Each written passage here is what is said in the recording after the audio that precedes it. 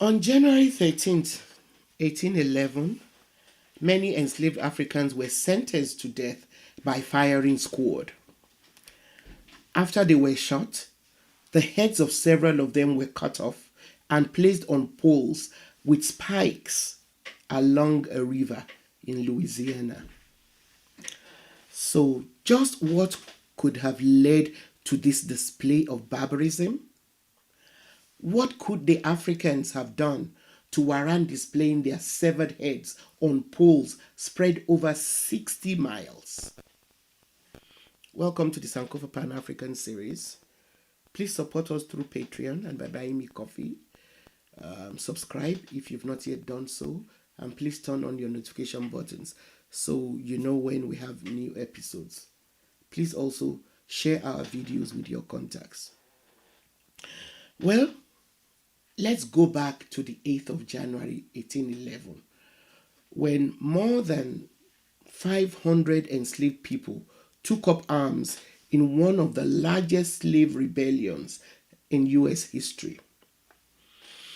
Actually, the events that led up to the rebellion can be said to have started off in Haiti.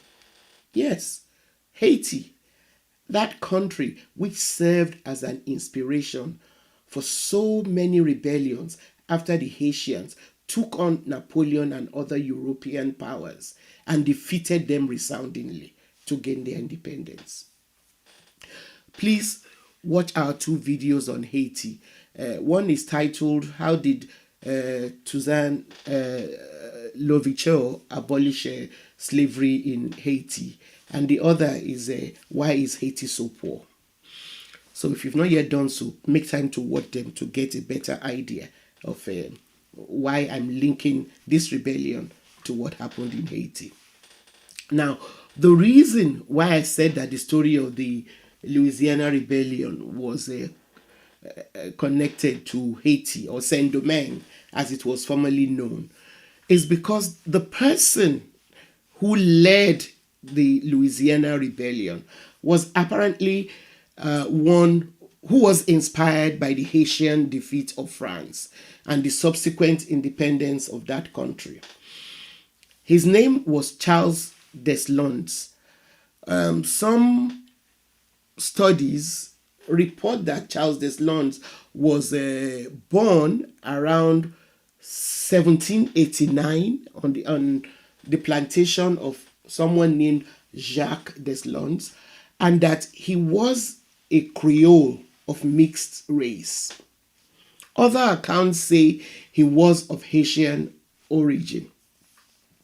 For me, I think the important thing to note is that one way or another, this young man, Charles Deslandes, had come to have knowledge not only about the Haiti's success in gaining independence, but he also knew some of the techniques that the Haitian used during their rebellion. On the 8th of January 1811, Charles Deslandes led a small band of slaves into the mansion of the plantation owners, where they wounded Andre and killed his son, Gilbert. The revolutionaries then armed themselves with muskets and ammunition from Andre's basement. Just as the Haitians had confiscated and adopted European military uniforms in order to drive home the seriousness of their mission, Charles Deslandes and his group dressed up in Colonel Andre's military uniforms. By wearing the military uniforms, the group in Louisiana gave their revolt military authority and also aligned themselves with the Haitian Revolution, which had succeeded just about 10 years before their own rebellion.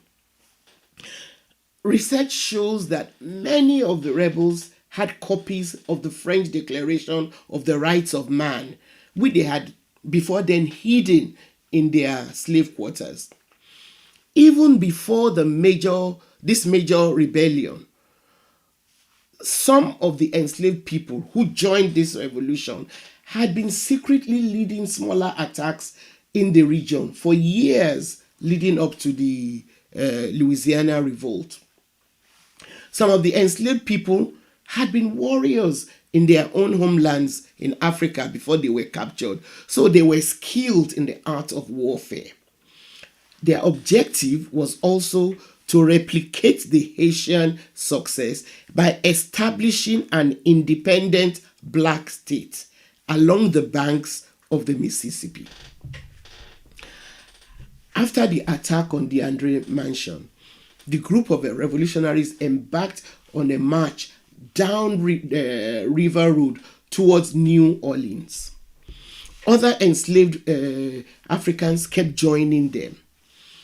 In addition to the muskets and ammunition that they had, others carried knives used to harvest sugarcane on the plantation on which they had been enslaved. They also carried hoes and clubs. As they marched onwards towards New Orleans, they burned some plantations, chanting "freedom or death." The plan was to reach New Orleans, where they hoped others would join them. Unfortunately, as the number of revolutionaries swelled to more than 500 strong, the U.S. federal troops and militia made up of slave owners mounted a counterattack.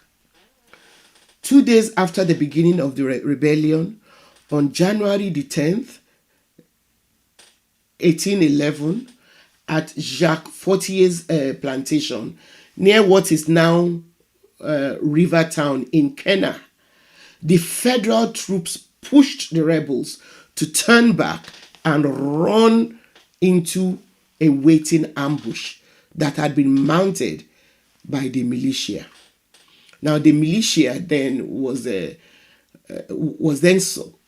able to successfully block the revolutionaries' retreats and then massacred dozens of them. They then went on to cut some of them into pieces.